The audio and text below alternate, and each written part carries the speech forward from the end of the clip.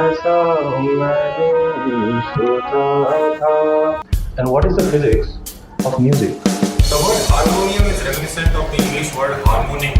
You must have seen the diagram where sine is represented as the length of the chord of a circle, half chord length. And if I match it properly, then you will be able to hear a certain resonance between my voice and the speaker.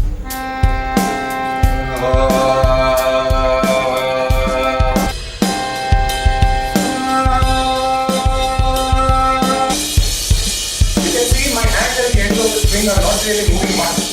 The center of the string is moving a lot.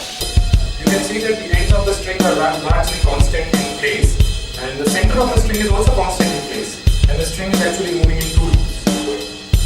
Now what is happening to the string as we increase